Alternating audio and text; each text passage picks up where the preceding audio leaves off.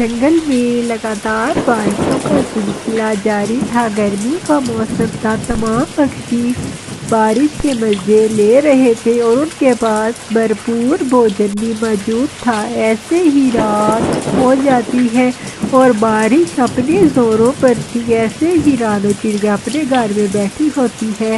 رانو چڑیا بھی بارش کا مزہ لے رہی تھی۔ رانو کا بیٹا کوکو کہتا ہے ماما کو، ماما ماما، جب آپ میرے جتنی تھی تو خود بھی ایسے ہی بارش ہوتی تھی۔ ہاں میرا کوکو بیٹا، جب آپ جتنی تھی تو ایسے ہی بارشیں ہوا کرتی تھی۔ میرے ماتا پتا اپنے لیے سخت مضبوط گھر بنایا کرتے تھے۔ ماما ماما، بارش کتنی تیز ہے۔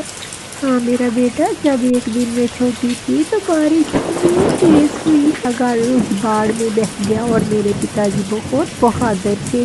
انہوں نے پیپل کے پتے لیے اور اوپر ہمارے ڈال دیے، جس کے پیپلوں کے پتوں سے ہمارا بارش سے ہم سرکشت رہ گئے اور ہمارے اوپر بارش نہیں پڑی۔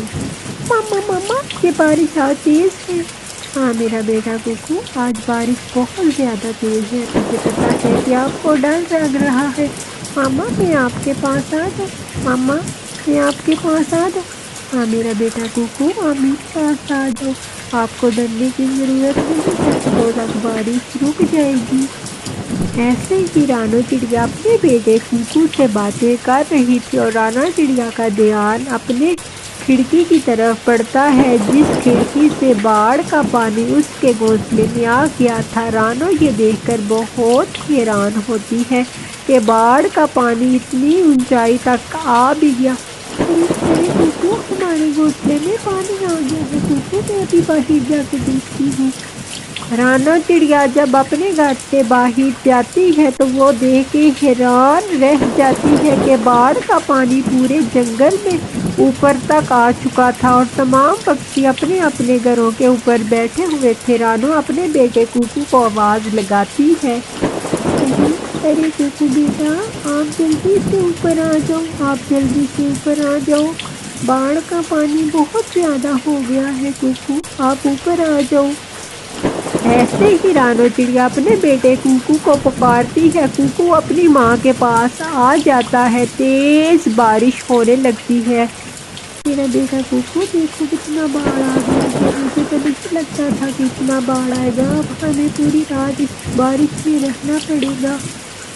ایسے ہی پوری رات بارش تیز طرح سے ہوتی رہتی ہے اور تمام پکشی اپنے اپنے گھروں پہ بیٹھے رہتے ہیں۔ صبح ہوتے ہی باڑ کا پانی تو اور اوپر تک چڑھ گیا تھا۔ پکشیوں کے گھر زمین پر گر چکے تھے۔ تمام پکشی بہت پریشان تھے۔ ارے کتنا زیادہ باڑ کا پانی ہے۔ ارے چڑیا، ہمیں کچھ کرنا چاہیے، ہم اس باڑ کے پانی میں ڈوب کر مر جائیں گے۔ ہاں ہمیں کچھ کرنا چاہیے چڑیا، ہم کیا کریں، تم عقل مند اور سمجھدار ہو۔ ارے کبوتر بھائی، میں عقل مند اور سمجھدار ضرور ہوں، پر میں اس جنگل کو نہیں چھوڑ سکتی۔ جب میرے ماتا پتا کی یادیں ہیں۔ چڑیا چڑیا، تو ہم کیا کریں، ماتا پتا کی یادیں ہیں تو ہم مر جائیں اس بارش میں۔ ارے گوری بہن، آپ شانت ہو جائیں، بارش ضرور رک جائے گی، آپ دھیرج رکھیں، مجھے امید ہے کہ بارش کچھ دیر تک رک جائے گی، ہمیں اپنا جنگل چھوڑ کر جانے کی ضرورت نہیں پڑے گی اور ہم کسی جنگل میں تو نہیں جا سکتے، کوئی ہمیں پکشی اپنے جنگل نہیں رکھے گا۔ چڑیا، یہ بات تم ٹھیک کہہ رہی ہو، ہم کسی کے جنگل کیسے جا سکتے ہیں، ہم اپنا جنگل چھوڑ کر؟ ایسے ہی طوطا کہتا ہے، ہم پہاڑوں کی طرف چلتے ہیں اور پہاڑ اونچے ہیں، ادھر پانی نہیں آئے گا۔ ایسے ہی پھر وہ سارے پکشی پہاڑوں کی دشا میں چلے جاتے ہیں۔ پہاڑ کافی اونچے تھے اور وہ پہاڑوں کے اوپر جا کر بیٹھ جاتے ہیں اور کبوتر دور سے ہی دیکھتا ہے کہ دو سوادش پھل ایک پیڑ کے اوپر لگے ہوتے ہیں۔ ارے وہ دیکھیں اس پیڑ کے اوپر دو پھل لگے ہوئے ہیں، ہمیں اس پھل کی طرف جانا چاہیے۔ ایسے ہی وہ پھل کی طرف تمام پکشی جاتے ہیں اور ادھر جا کر تمام پکشی بیٹھ جاتے ہیں اس پیڑ کے پاس، اور پھر گوری کوی کہتی ہے، ہائی یہ تو پھل میرا ہے، یہ پھل تو میں ہی کھاؤں گی، خبردار کہ کسی پکشی نے ہاتھ لگایا پھل کو تو مجھ سے برا کوئی نہیں ہوگا، مجھے بھی گوری کوی کہتے ہیں، گوری کوی۔ ارے ارے یہ کیا کہہ رہی ہو گوری، یہ پھل تو میں نے دیکھا ہے، تم ایسے کیسے کھا سکتی ہو، یہ پھل سب پکشی کھائیں گے، تم اکیلی نہیں کھاؤ گی اس پھل کو۔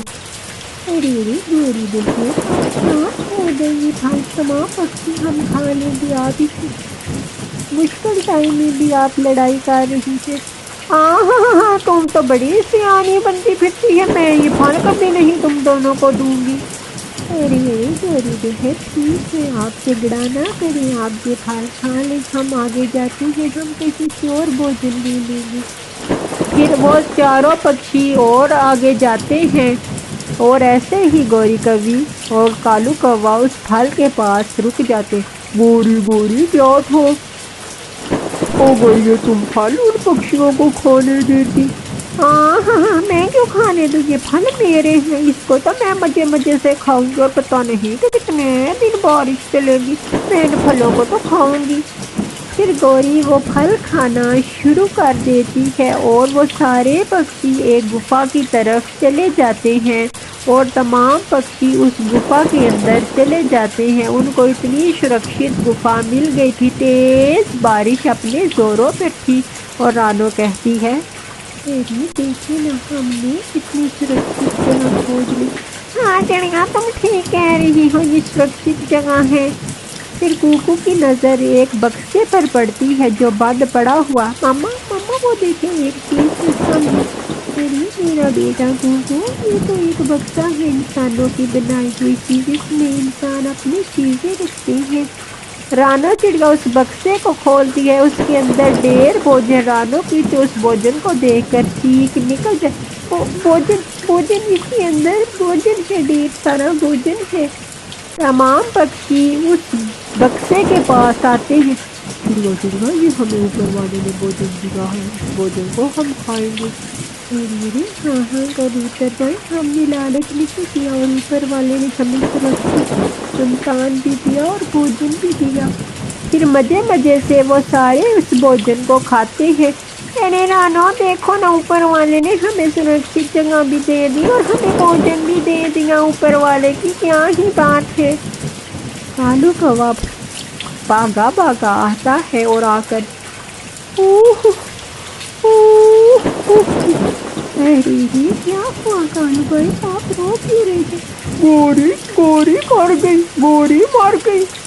ارے ارے کیسے کبھی مر گئی گوری، کیسے مر گئی، ابھی تو وہ ٹھیک تھی جب ہم کھود کر آئے ہیں، گوری کو کیا ہو گیا اچانک؟